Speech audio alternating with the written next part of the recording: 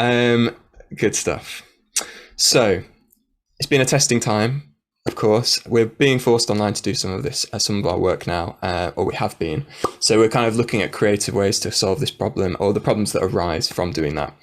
Like I say, it's technical. There are technical kind of issues, and there are also kind of pedagogical issues around doing stuff online. Not being in the same room, we miss out on a lot of the human interaction elements that we really do rely on in these settings.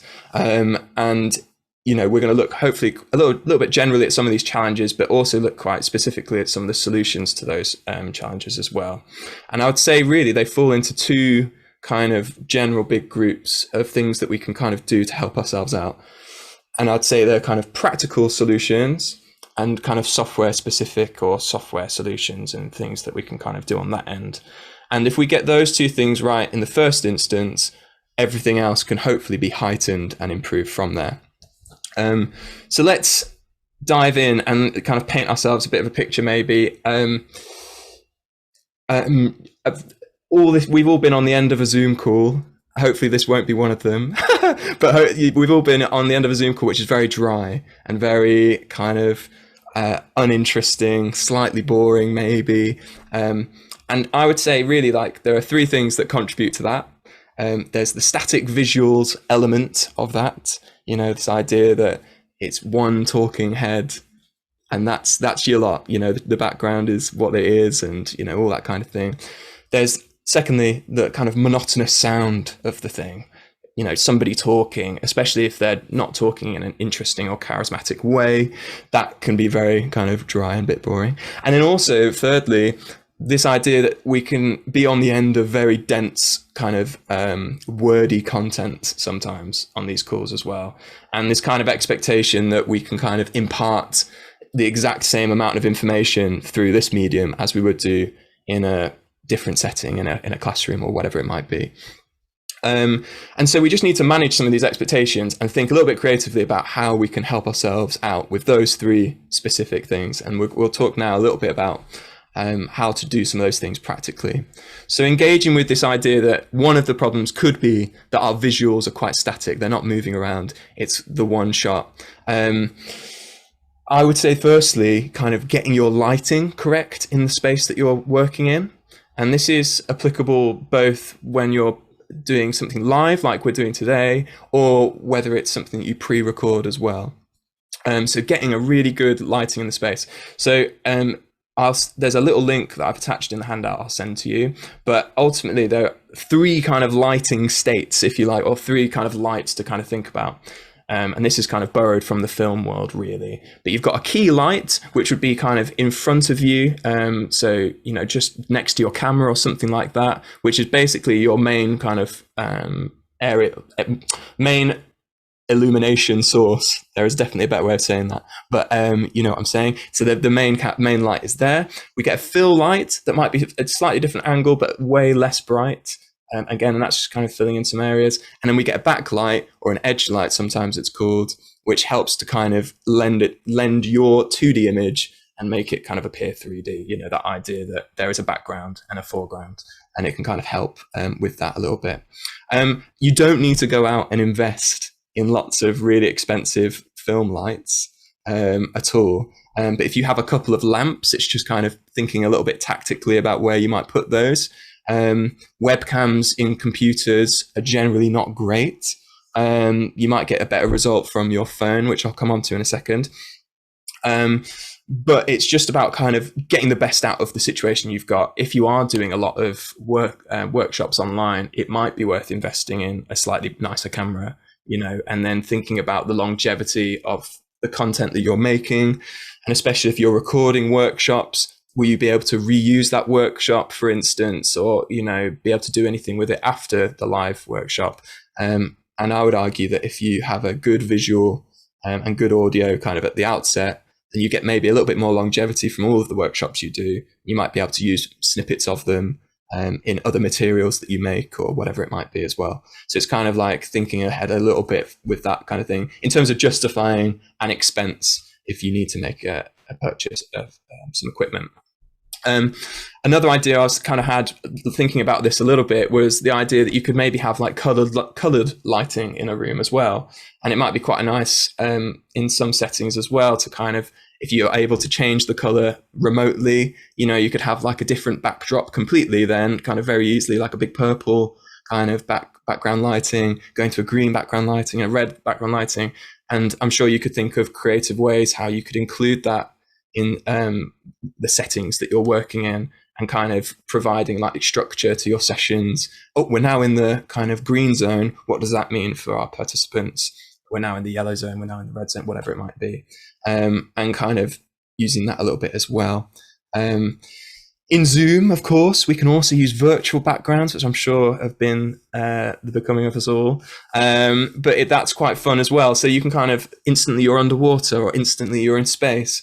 Using background videos is quite fun as well as kind of the background like wallpapers. So you can also create your own videos. You could kind of do something where you maybe say, I'm on a walk today, where am I going? And it's just a video that you took whilst you're on a walk in a park or around the local lake or whatever it might be.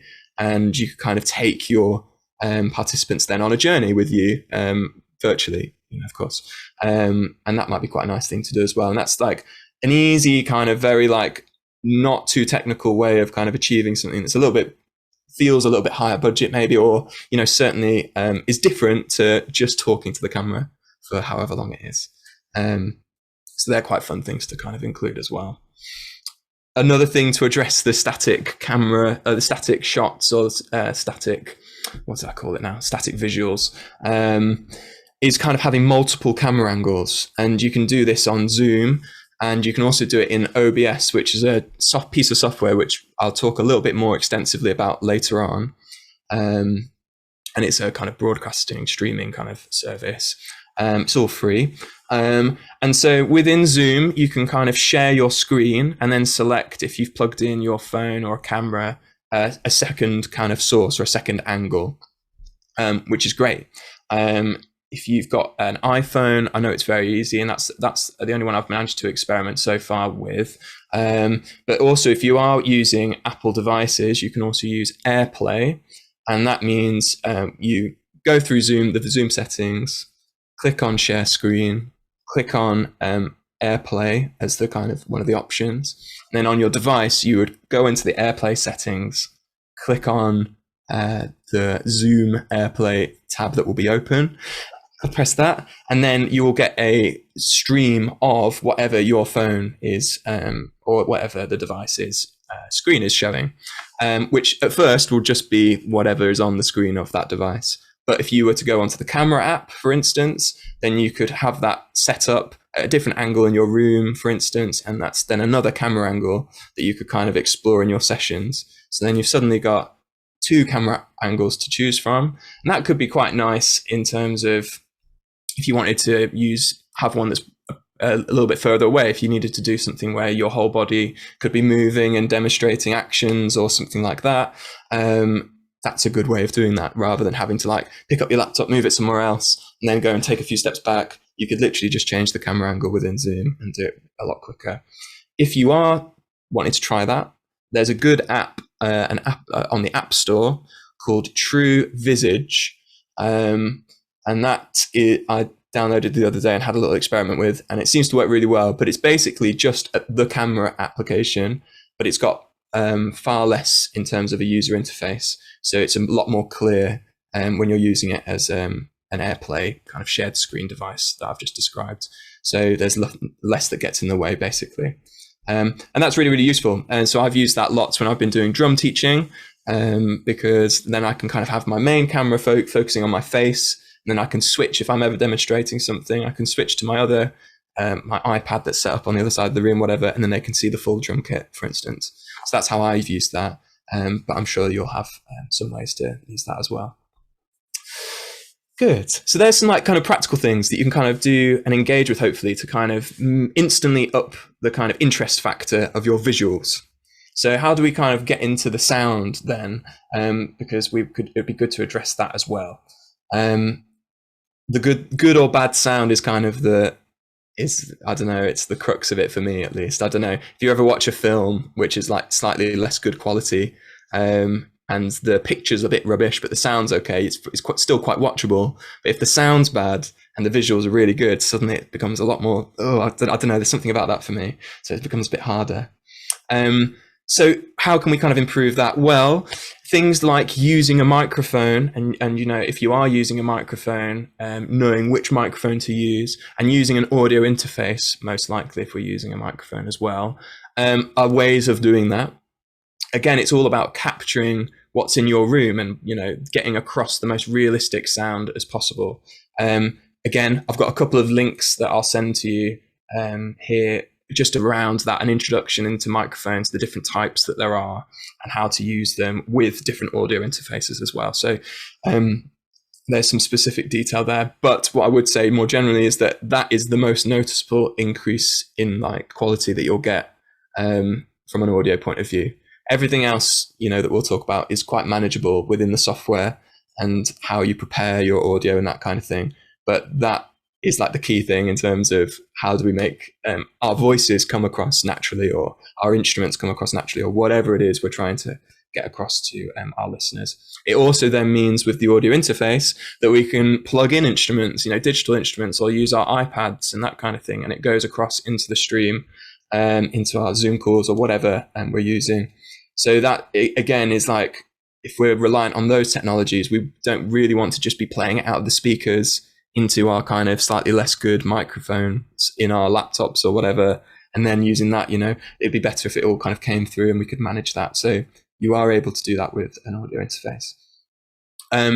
Again, some other practical things with this. So thinking about the room that you're presenting in, if possible, try and find a space in your home where you've got lots of soft furnishings and it's still kind of clear and tidy as, you know, as well, and kind of professional looking, I guess. It seems very in keeping at the moment to do it in front of a bookshelf, isn't it? That's the thing to do, kind of flex that you're reading War and Peace and all that kind of thing.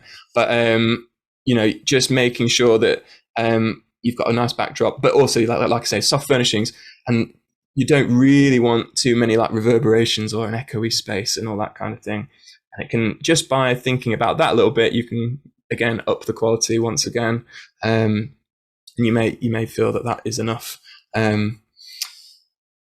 Yes, and again, like thinking about if you want to include audio in your session, like backing tracks, and if you want to layer sound underneath what you're saying and all that kind of thing, we can start to do in the software, which we will do a little bit later on, which is great. And also, finally, with this, it's all about, this is not technical, so I'm sorry, this is completely off-piste, but it's very much like give 100% energy when you're presenting. You know, feel like you can kind of commit to everything you're doing as you would do if you were right there in the room with the people you're working with.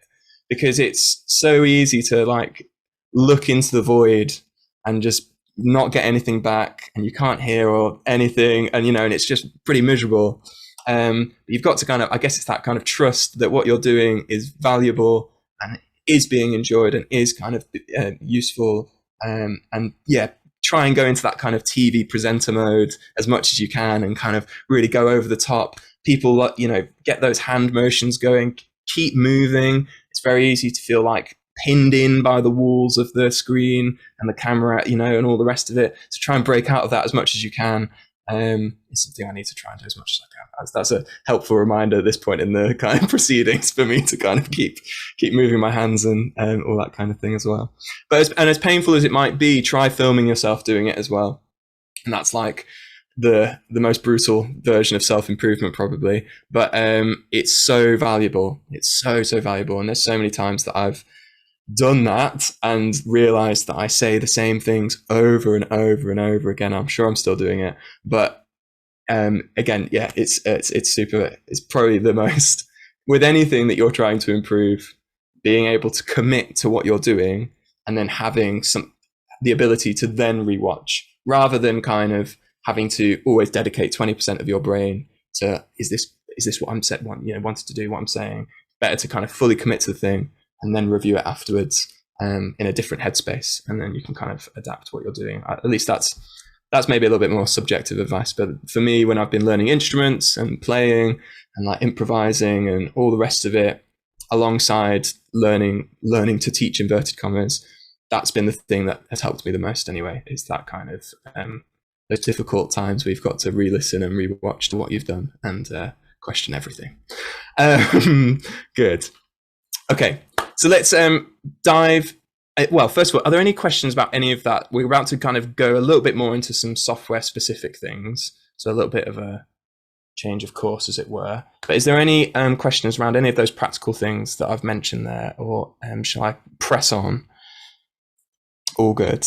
Oh yes, go on, Anne. Yes. Just one question about connecting a second camera, so having another angle. Yeah. When you talked about that, I just wondered, if I want to plug my phone, do I have to log in on Zoom on the phone, or I just literally plug the camera? Yeah, sure. No, it's a great question. That's really, really good. No, you don't need to open Zoom on your phone or anything like that. So at least with what I've tested with the iPhone, you plug your phone in to like USB port or whatever. And then when you go on to share screen on Zoom on your laptop or whatever you're using, it will be an option to select your phone, and then you'll be able to see your phone on the screen. So it's that easy. And equally, if it's an iPhone, you can do the AirPlay version of that, so you don't even need to plug your phone in. So that's you can do it that way as well. Amazing. Thank you. No worries. Yeah, Anne? That's more or less answered my question as well. I tried to do something similar previously and ended up with awful feedback and stuff, but doing it through share screen would be better. Yeah. Presumably that doesn't involve the sound, it's just the visuals. Exactly, yeah. So it's just the visuals, and as long as, like I say, you'll just see whatever's on the screen. So using that app that I mentioned, True Visage, is kind of a nice idea, because you can then use the camera on your phone, even though it's not filming anything, but it's just showing what's on the screen of the phone. So that works quite nicely. Thank you. No worries. Great. Okie dokie then. So we'll dive into some software stuff. And this is where things maybe get a little bit more gnarly and a little bit more hedgy, potentially, depending how technology savvy we're feeling. But that's okay. I'll try and kind of keep everything as widely as applicable as possible. So even though we're using specific programs, the words and the kind of the keywords that I'm using will be applicable across all versions of this type of software, if that makes sense. So we're going to be using a program called Logic, to kind of make some musical backing tracks. But you can use a free version of that if you've got an Apple computer called GarageBand. If you're on Windows, you can use things called programs called Reaper or Cubase or Ableton Lite as well. Of 3 options, which are all free, and you'll be able to get similar results, if not the same results, for what we're doing at least. We're going to be using Final Cut, which is a video editing piece of software. Again, there's different versions of that, but a good one, if you don't want to pay for that, is DaVinci Resolve, which is made by a company called Blackmagic. DaVinci Resolve is actually a professional piece of gear or gear software, but it is free as well, and so you can kind of do pretty much anything with that. It is a little, with all these things, with all this software, there is always going to be a learning curve, and I won't kind of shy away from that. It just takes time to learn how to use it quickly, but certainly there is so many resources out there about how to use it and how to learn it. I'll go through some stuff today, but I've got some general tips now, actually, that looking at my sheet of all knowledge that about kind of some specific things that will help you out as well. And finally, we'll be using a program called OBS, which is just OBS, and that we're going to use that at the end of the chain to kind of composite it all together. So our audio, our visuals, and kind of push it all together, which will allow us to do silly things like this, for instance. So you will hopefully see a pigeon now accompanying me on our way, or maybe like a little fire because it's getting a bit cold over here, or whatever it is, so we can kind of do stuff like that within OBS, and it's quite fun and quite easy, and there's some kind of little specific things we can do there as well. Anywho, so with learning all this new software, there's some kind of a couple of little things I just wanted to mention. YouTube is your friend, big, in a big way. Is like there's so much content on YouTube. It's bewildering, actually. So that's actually less good. That's definitely one of the drawbacks. But if you are using keywords and being as specific as you can be, you will find somebody who's made a video about the thing that you're trying to do. And especially at the beginning of the process of learning how to use these bits of software, I'd recommend YouTube just because it's so visual. You'll see someone who's narrating as they're doing the thing, and you will learn kind of tips and tricks as you go, just by virtue of everyone learning how to do it slightly differently, and you'll get different perspectives. As you get more confident, that's when I'd go onto like Google and kind of start zeroing in on kind of like specific bits of advice and instructions about things. But it's good in the first place to kind of build up that kind of confidence with YouTube, I think, and bits of software, and learning how it looks and how people are doing different things, and learning the right kind of keywords and buzzwords for the various things you want to do. Because sometimes it took me a long time, for instance, to learn what a keyframe is, which I didn't know what a keyframe was. And you might not know what a keyframe is, which is fine. Because I didn't know, and I was forever thinking like, how do I just get this one picture to like move from here to here on my screen? I had like no idea how to do it. It took me ages until someone said, oh, it's just a keyframe thing. And I was like, what? So a bit of Googling, and then suddenly I was like, right, okay. And spoiler, but keyframes are basically you're telling whatever the thing is that you want to do to be there at one point, and then you put another keyframe in, maybe like a second later, saying, I want you to now be over here. And then it will go from there to there. It's that simple. Keyframes are just the name of like what you want to happen at that specific moment, or that specific frame, because we're dealing with video and filming. Anywho, the other bit of advice would be learn the shortcuts. And this is kind of like a labor of love, really. But it's so much faster in the long run if you do learn the shortcuts, if you can. But it's obviously it's like another barrier to entry almost, you know. But if you can, it's honestly it's saved my bacon being quick enough to kind of just whiz around and do the thing. There's an application if you are on a Mac computer called Cheat Sheet, which is really useful. And it means that if you download that and install it, then you can hold down the command button, and in whatever application you're in, all the shortcuts will appear, which is quite handy. And you can that's quite good if you're not sure, if you can't quite remember what the shortcut was, and you need to see all of the shortcuts. Good. Now, I was going to go into what OBS is, but I think I'm actually going to do that at the other end of this. So I'm going to shuffle on a tiny bit. But let's like paint a bit of a picture then. We're about to go and do one of our workshops, for instance, and we're thinking about the things we're thinking about today. How do we make this as engaging as possible? How do we make it interesting, not boring?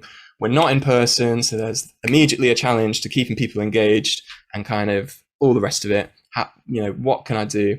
And I'd encourage you to think about what you need to prepare live and versus like what you're going to pre-record, because you can do both, and you can also in the same session have elements of both.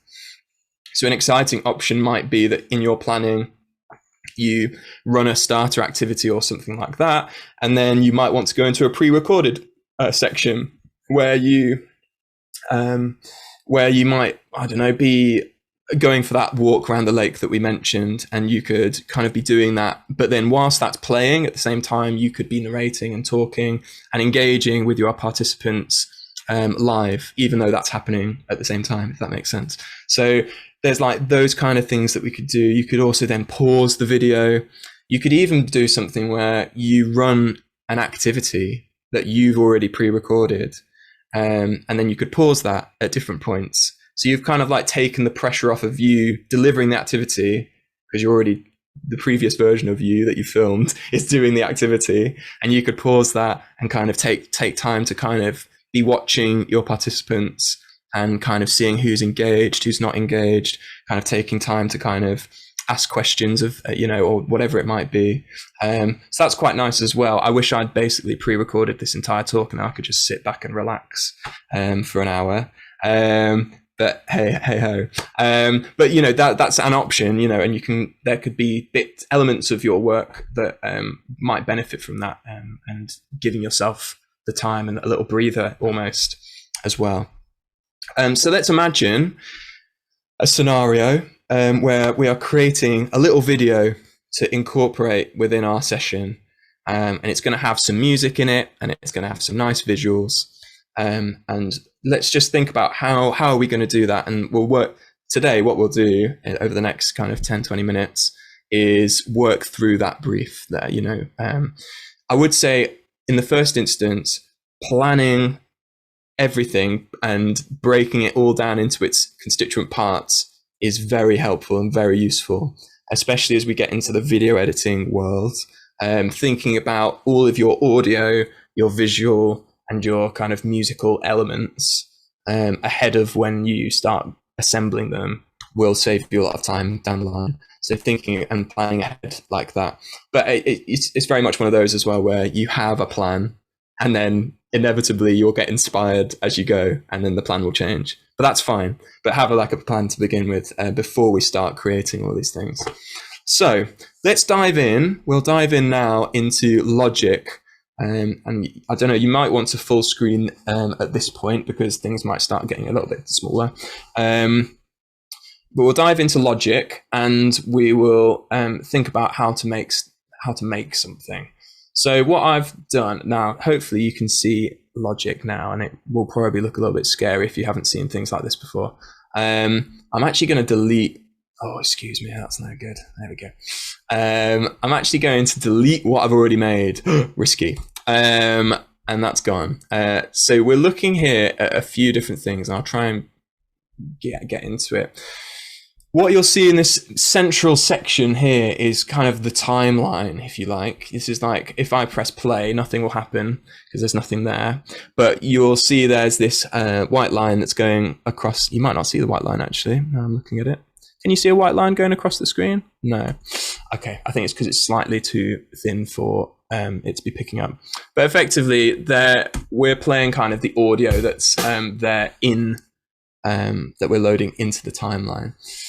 There is such a thing called loops in nearly all kind of audio production software, and loops, or samples sometimes they're called, are basically your saving grace, because it kind of takes all the pressure off of making the thing in the first place. Somebody else has already recorded a drum groove, somebody else has already recorded a bass part, someone else has already recorded yada yada yada. So you can kind of, we're all a bit time poor, so we all want to kind of effectively be as efficient as possible when we're making this stuff, because it's a means to the end, isn't it? We're trying to kind of make this sound good enough for our session. And I don't know if you are, but we're probably not professional music producers, and those people exist and are very good at their jobs. And so, it's one of those where if we want to get into it, we can, but equally, we're just trying to kind of put this together so it works. So we're just trying to do that as quick as we can, which is what we'll do today. And so I'm thinking maybe I've got opened my loop library over here in the top right in Logic. It might exist somewhere else in what you're using. You can download loops and samples from anywhere, by the way. Just a Google kind of drum loops, free drum loop, and you will find loads of them, for instance. But I'm thinking if we go for some kind of Latin, something Latin-y. So I'm going to drag this Latin pop drum groove in. Let's see what that sounds like. Okay, all right, well, that sounds fine. So let's have that. That sounds good. I'm going to loop that, and we've dragged it out, and I've basically just copied and pasted that across our kind of loop. Let's think maybe some guitar or something like that. Sounds quite nice. We'll get that going. Maybe if we have that for a little bit, and then we could go to something else. All right, okay, now we're cooking. So we've got those two things. I'm just going to copy and paste that now again. So we've got this whole loop now.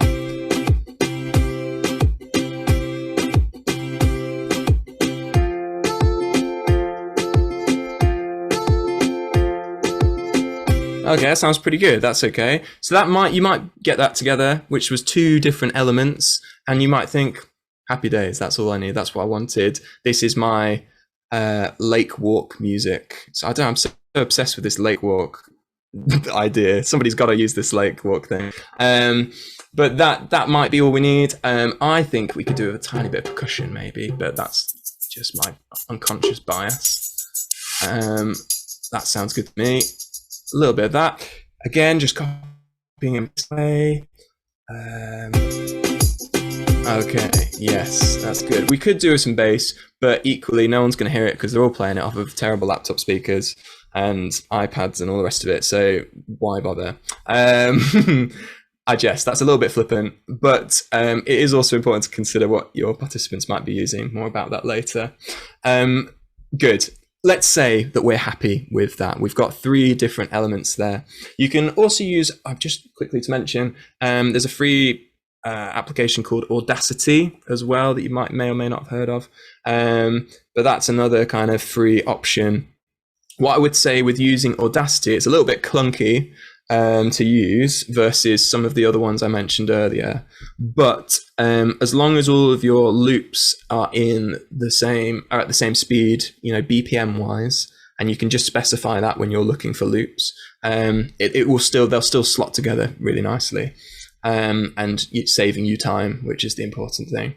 So we've got these 3 samples that we've put together. You can see on the left of the screen here, these are our tracks. So we've got if I solo the top one, that's just our drum one. I can solo the other ones.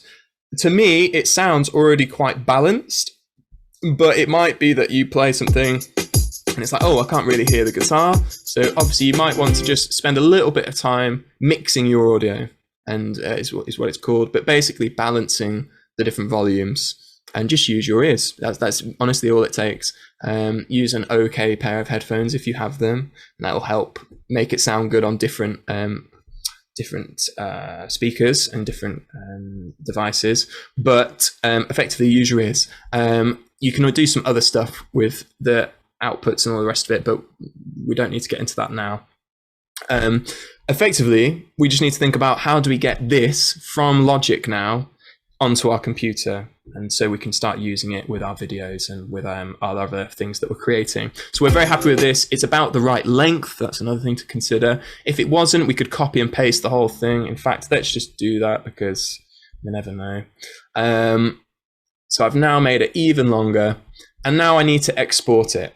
So to do that, I'm going to go up to File, Export. So exporting is kind of a key word, I would say, that you'll come across in all of these kind of different bits of software.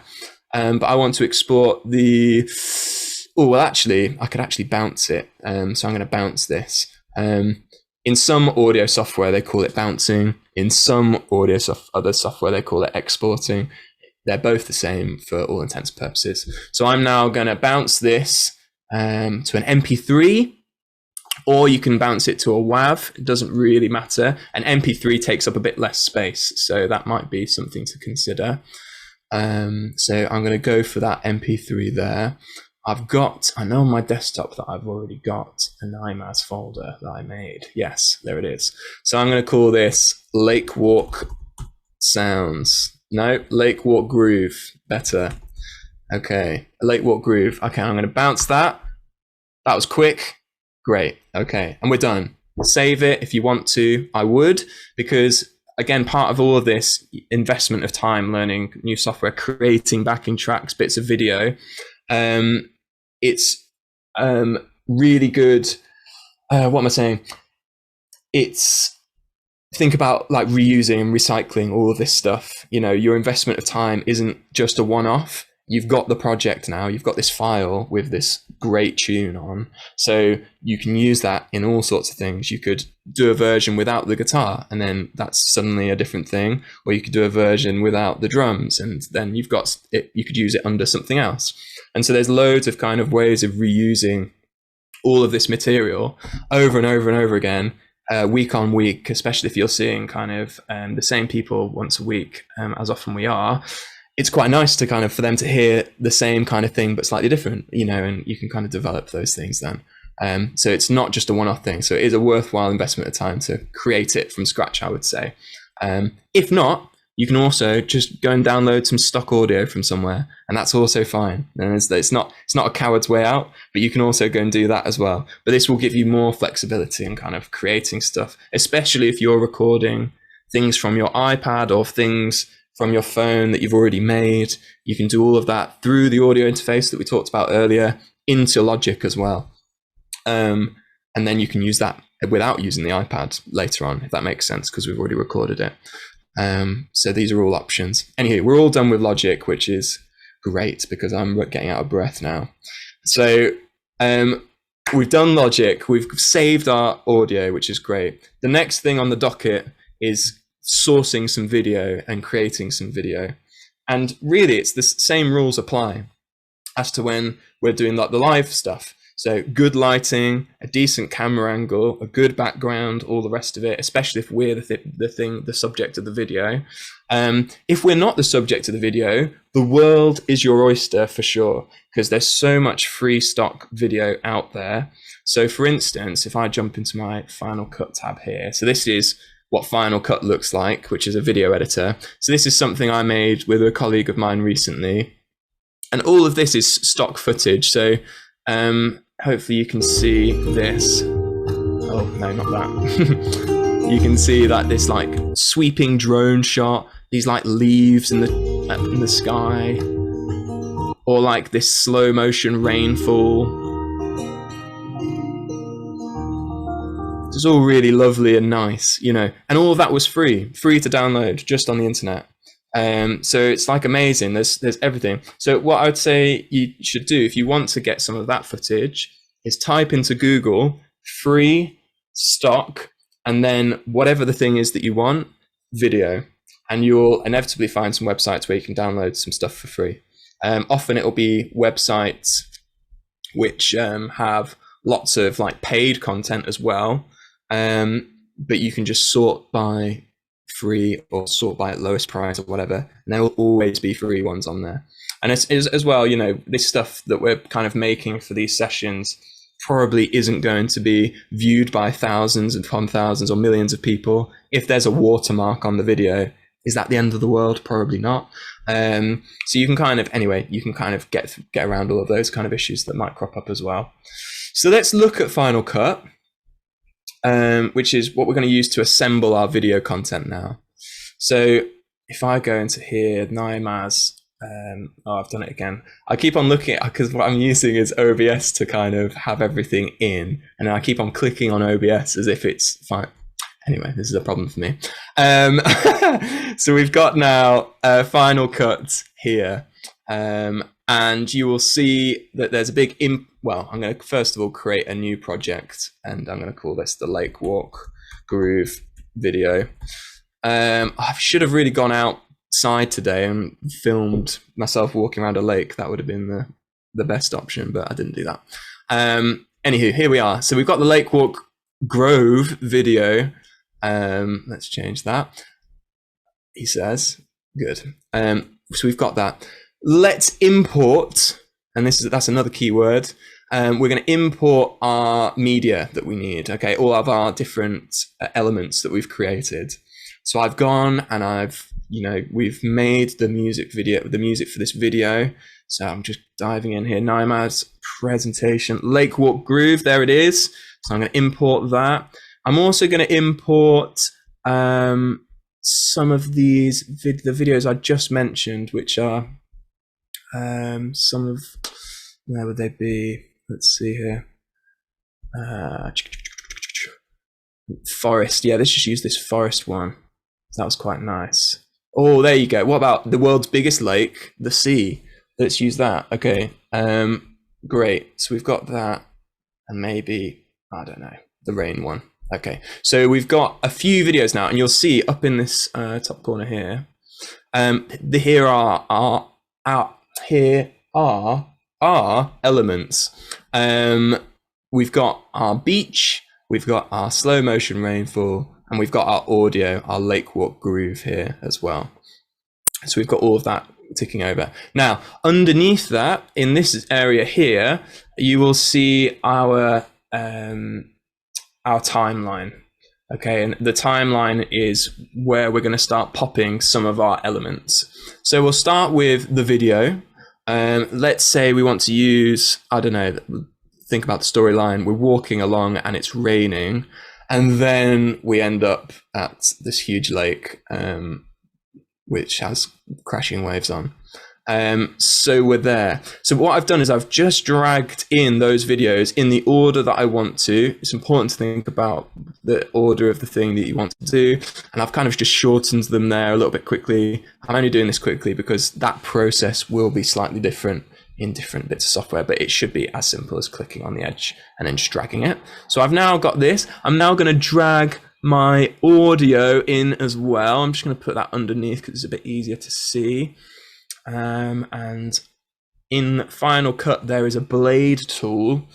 And if I press B, then that will turn my mouse into the blade tool. And that means I can then click there and cut anything that I've selected, and I can delete that end bit. So you can now see that throughout the entirety of this video, we've got the audio playing at the same time. So we've got those two things happening together now.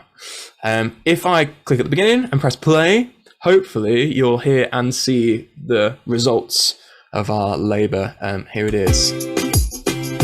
Okay, yes, good. I'm gonna skip it along a bit and we arrive at the beach. Lovely.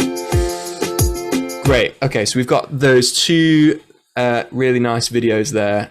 Well, one video made of two videos and our audio track. Now, you could do other things. You could talk over this. You could have some narration going at the same time. You could add some transitions is another thing you could do, which we won't do now, just for the sake of keeping it a little bit more simple. But you could add all of those things. And the final thing you could do, which is like the biggest takeaway, I think you should, not the biggest takeaway from today, but certainly a really good one, is to use GIFs or stickers.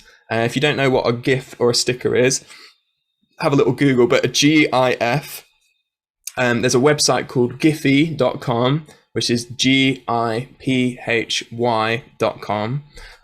where you can get loads of free stickers and GIFs. And what it means you can do is they're kind of, it's a file format basically, which it's like a moving picture, but in a kind of more picturesque format is a bad way of explaining it, but it's basically what it is. But the upshot of that is it's like a tiny video that your computer will think is a picture. So it's very easy to use and in videos and that kind of thing. So I found a little clip here of some pigeons, a little GIF of some pigeons earlier today, which you can hopefully see there. And what it means I can do is I can put them into my image. I can then kind of move them around. There they are. Okay, let's make them a little bit bigger. They're a little bit bad quality, but that's fine. They're there. So they're going to be there for a little bit, and then, I don't know, they're going to fade out. They're going to fade in and fade out. Hello, little pigeons. Right, so they're doing that thing. We can also use this in OBS, which I'll get onto in a little while. But let's just say for now that we're happy with that video and we're happy with the audio there. The key concepts being that we've imported our elements into our video editor, and then we've put those in, organized them into the timeline, and then we've just trimmed them to the size we want, put them in the right order, and then we're happy. You know, that's basically all it is. And not to reduce video editing just to that, there is lots of magic behind that as well. But for what we're doing, that is what it is. Then we need to, you're right, export it again. This in Final Cut looks like sharing is what it's called for some reason. But we've got that here, and we're going to just quickly, you can't see what I'm doing here, which is a little bit annoying, but that's okay. But basically, we're just going to share that or export it. And I'm going to export it to the same folder as I did before. To try and keep things, and I've labeled that Lake Walk Groove video because it's now a video. So I'm going to save that, and that's going to export. Now that might take a couple of minutes, maybe it might be a little bit quicker than that. Hopefully it will.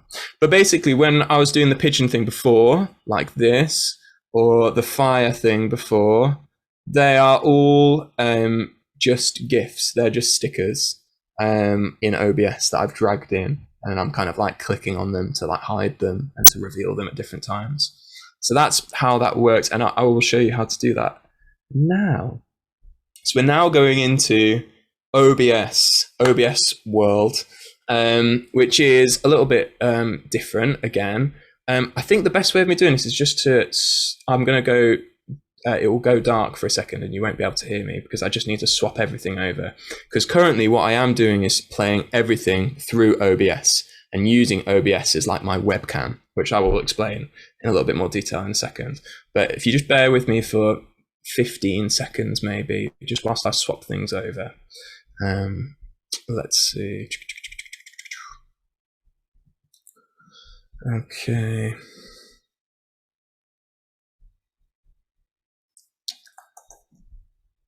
And then share screen. Okay. I wonder if can you still hear me? Yes, great. And you can still see me? Amazing. And you can see me with all of the decorated horrible grey buttons and stuff. Yeah, great, fantastic. Okay, so this is OBS. This is what this looks like. And so I'm screen sharing OBS as a whole program now, which is cool. And you'll see there's a few things to point out. So here's like a brief overview of what you're actually looking at. You're obviously seeing the main display, which is me currently, the webcam. But you're also seeing in the bottom left corner scenes. And these scenes are what I've been using to swap between the different programs, like during this presentation. So you can see I've got the scene for Logic, and if I click that, it goes over to there. Or if I click Final Cut, it jumps over to there. If I click the OBS one, it does something weird where it keeps on cloning itself, which is why I've not done that, because it looks super weird, which is why I swapped it around. Anyway, so you can see that. In this scene, next to it, I've got my sources. And basically what they are is the different elements, again, that OBS is looking at to kind of show you what's going on. So I've got in there from bottom to top, the bottom one is a video capture device, for instance, which you can see is just one of the options. But that's my webcam. And then I've got my audio input, which is my microphone, which is here. I've got the Fire GIF, which I've hidden and can reveal at any time. And I can also assign that to a shortcut, so I could press just, I don't know, the number 5 if I wanted to on my keyboards, and then that would appear or disappear. And I've also got my pigeon friend over there as well. And they're all different sources. And so what I've done with the different scenes over on the left-hand side is just assigned different sources. So I've got there a window. So what that does is it means that the window appears, you know, the Logic window. And so you can think about if you had your iPad plugged in, you could have your iPad as a kind of source, for instance, or that kind of thing. Or you could, any program on your computer or whatever device you're using OBS on, you could have a window of, or the audio from, and all that kind of thing. So that's how that's working. In this central section here, you can see the audio mixer, which is effectively telling me that I'm not too loud and hopefully not too quiet. And as we work over towards the right-hand side of this bottom area, the scene transitions basically shows me what kind of speed the transitions are happening. So if I jump from one to the other, how quickly that fades in or out, basically. So you might want it to be really fast, for instance, if you're cutting between things, or you might want it to be quite gradual if you're doing something which is like a 15-minute long, let's explore the world together kind of session. You might want it to be quite gradual. We're going from the beach through into the desert, through into the whatever, and you might actually want it to take like 10 seconds for one video to turn into the next video to turn into whatever. We can have all sorts of scenes, by the way. We can have scenes which are like this, where it's your webcam and audio coming through, but you could also just have a video. So you could just change scene and then a video plays. Or you could have a scene where there's some audio playing in the background. So I made a really silly kids jingle for today. So you can hear that in the background, kind of churning away. I can kind of turn that up or turn it down, and balance those levels as well. And I can pause it if I want to by pressing the space bar. So you could play kind of musical statues if you wanted to with something or whatever. And you can do all that kind of thing as well. So how do we get these things working? So let's just have a quick look at this then. So what I'm going to do is I'm going to take this one. In fact, I'm going to take this one, which is the most basic one. I'm going to duplicate this, and I'm going to call this Oh, excuse me. I'm going to call this the Lake Walk narration or something like that. Okay, and I'm just going to move that up the list to the top, and maybe to the second to the top one. So then what I need to do is I need to add a video, and I think the best way to do that is to, I think it's a media source, learning on the job. Good, yes. So then we're going to browse, and we're going to find our video that we made. So we've got that here, the Lake Walk Groove video, lovely stuff. I'm going to click OK. Okay, and there it is. It's immediately playing. That's exciting. So it's quite big at the moment, as you can see. So let's maybe make it a bit smaller. Move that around. We can move that around there. And let's say that we want that to be in that corner there. There's all sorts of things we can do with this. We can hide it, and we can kind of unhide it. We can ask it to play straight away, or to wait and then play, or to kind of keep playing on a loop. And to do that, we need to look at the properties. And then you can see here, we can ask it to loop. We can ask it to play and do whatever, which is all quite exciting, actually. We can change the speed of it, so we can have it go really slow if we wanted to. We could slow it down a little bit. I've never done that actually before, so it'll be interesting to see what happens. Anyway, there it is. It's playing away. It's having a good time. Is it really loud, that video? Is it quite loud? No. Okay, that's good. It might be because it's not coming through exactly, but that's fine. Good. So there it is. You can imagine, of course, that if you wanted to, you could kind of have that as the whole thing. And you could swap this around. You know, you could have it so that you were the small thing, you know, and the video was the big thing, for instance, you know. And, you know, you probably want to send that to the back somehow. Order, move to the bottom. There it is. And then, you know, you've got that same thing then, but the other way around. And the good thing about that is it would save your scene. So if I go back to my scene over here, it's just me and the pigeon and the fire. And then when we got to the right bit of the, you know, the workshop, I can just bump up to that, and then we're straight into the next thing. Or we can go back to just me, we can go back to the fire, we can go to logic again, or whatever. So once you've kind of done the preparation, it's actually really easy to kind of jump between your different kind of sections. And, you know, you can have unlimited number of scenes. You know, you could just if you really wanted to, you could plan through and just go work through, and just all you'd have to do is press the down arrow every single time you wanted to kind of do the next thing.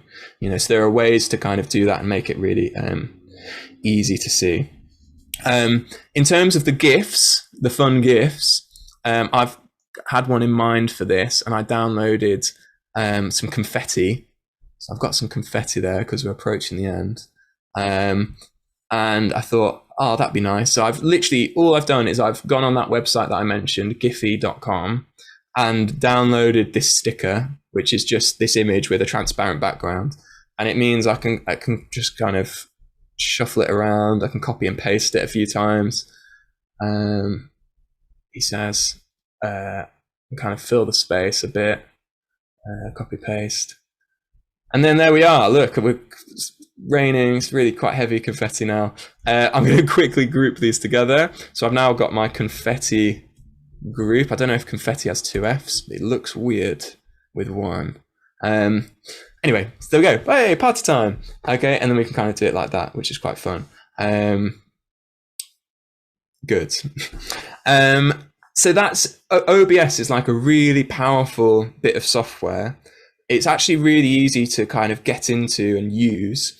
The cool thing about it is you can do all of that work behind the scenes, and then you can press this button down in the corner, which is Start Virtual Camera. And if I click that, it means that when I go back to Zoom in a second, I can select OBS as my webcam.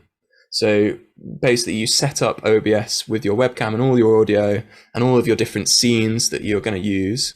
And then select that within Zoom. And then all you need to, once it's set up on Zoom and the call's working and all the rest of it, you can just have your OBS window up, and you can have your Zoom participants kind of on the left of your screen or whatever. and just be using OBS as your kind of queuing bit of software to kind of to queue all of the different kind of elements that we've prepared, if that makes sense. So it's a really nice way of kind of bringing everything back together at the other end of it. The other way to use OBS, which is what we do when we do live streaming, is to use it in partnership with a video mixer. And then what that would allow you to do is it's a bit of hardware where you plug lots of different cameras into it, lots of microphones into it, and then you plug that into OBS, and then you can stream that onto YouTube. And so, yeah, what I should say actually really is OBS's main function is as a streaming bit of software.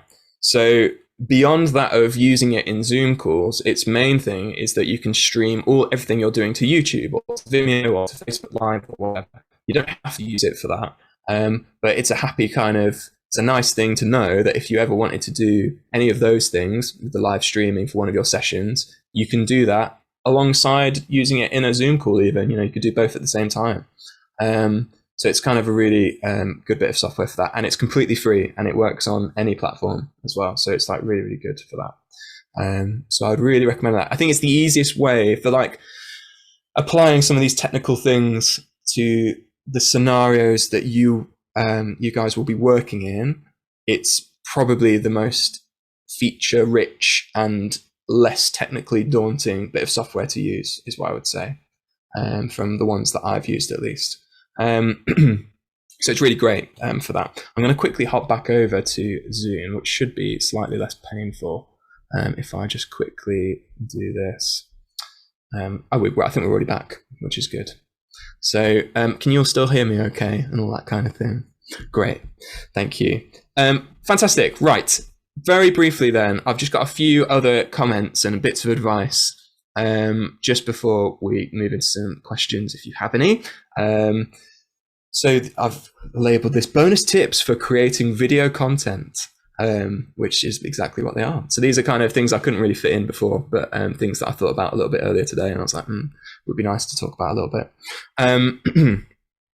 So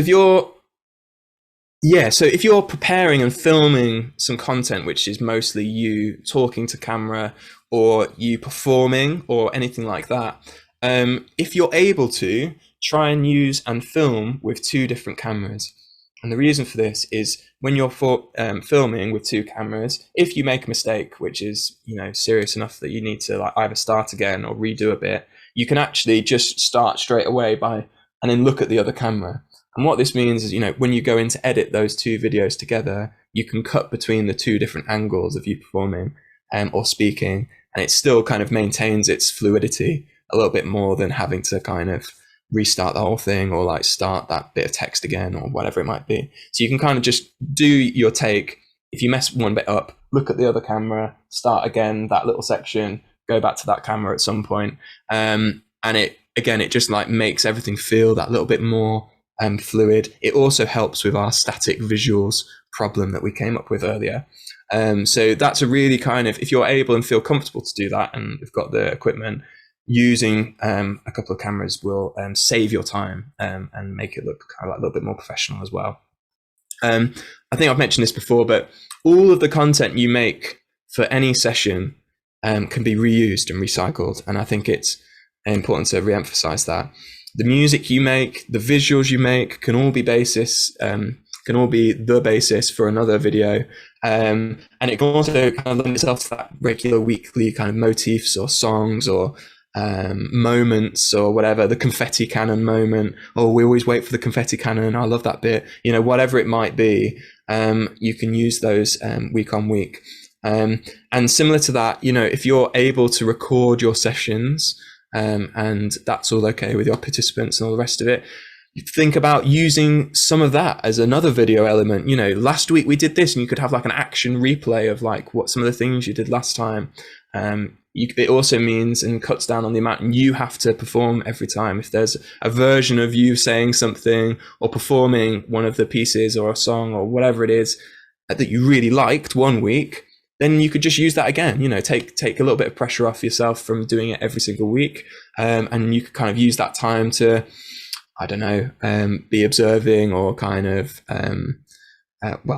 quite literally anything else. You could kind of be doing something else proactive in the session whilst the other version of you is performing that. I would say, as an overarching thing with all of this, practice is the key thing. Practice makes permanent, and it's just getting into and really comfortable with all those technical transitions. I'm very glad that I spent a good chunk of today making sure that everything was working between the different bits of software that I've been using today, because obviously a tech talk which has technical issues isn't particularly great.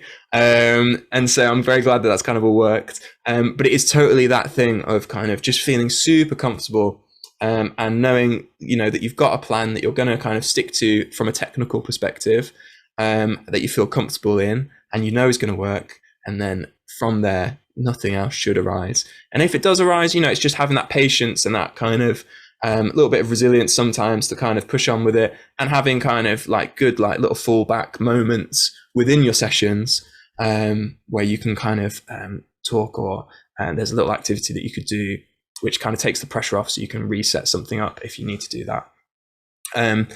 Finally, well, the last couple of things. Ahead of any of these online sessions, it's really useful to know how your participants are going to be experiencing it. Are they going to be watching it on an iPad or a phone or a computer? Are they going to be speakers, or are they going to be headphones, or whatever it is? Is it going to be on the TV? Is it, thinking ahead and knowing how what you're doing is going to be received at the other end can really help in terms of your planning and what it is that you are aiming to do. And it also means you can then be a little bit more realistic with like some of the expectations from each session as well. Some things are easier to participate with on Zoom, for instance, on a laptop versus like an iPhone or an iPad. And if you're wanting any of your participants to participate with the chat functionality or in whatever method it might be, you will probably find doing that on a phone is not going to be the easiest thing. So kind of, if you know that in advance, you can plan for that. And very finally, I promise, try your best to get feedback. Feedback is, again, it's that whole thing. How do we improve and how do we get better at anything? And so by filming yourself and doing that thing, but equally getting feedback from your participants as well about how's it gone? How was it? Was it paced well enough? I mean, pacing is probably like one of the top things that we should be thinking about when we're doing work in this medium, because otherwise, like I say, it gets very dry, very boring very quickly. So I hope I've managed to keep the pace of this at an appropriate level. Nobody's got any whiplash, but equally nobody is snoozing off. But it's very much that thing. And so it's an exercise, and it's a very much, the more time you put into it, the better you will get at it. It is that ultimately that thing. As rubbish as an answer as that is overall to finish with, it is that thing. And it's a whole new skill set. And what I will promise to you is, if you give it some time, you will find the room to be creative in it as much as you are in person as well. And for sure, in my experience, and I'm sure it's the same for you, there are moments in workshops where you have a plan and that it gets to a point in the session you're fully off plan because something is working really well, and you're going to town and like getting so much out of the participants because of that decision. And it's just about fostering that ability to do that in a medium that is just inherently less familiar. That's all it is. And so if you can kind of give yourself the time and space to get familiar with it in as time efficient a way as possible, then I'm sure you'll see that you'll be able to be as creative, as fluid, and as dynamic as you are in person online as well. And that's the hope. That's the dream, for sure. That's pretty much me. Are there any kind of questions or anything like that that is like sprung up today that I could help with? If there's anything that I don't know the answer to, I won't lie. I will research and get back to you. But is there anything? Yeah, Christine.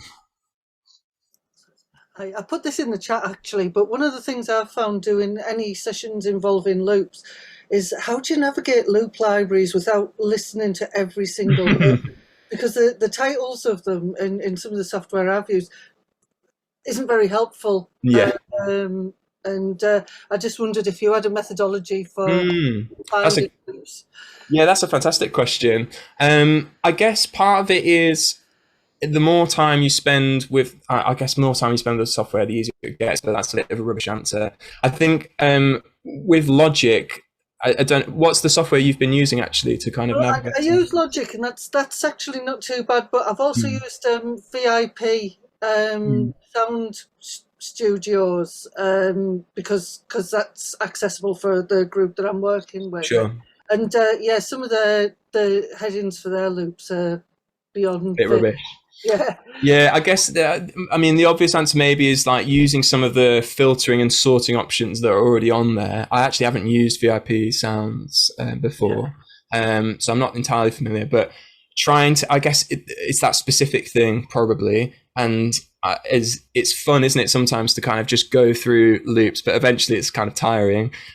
So if you can kind of have a plan beforehand, like for instance, today, I was like, I want a Latin Lake Walkie sound.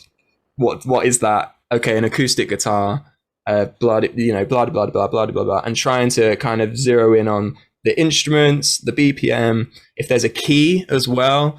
It's all ways of like filtering away all of the noise, and you're only then left with actually useful clips, even if they are described in not very helpful ways in the title, where it's like guitar, dream, euphoric, blues. Exactly. It's like, right, well, what is that?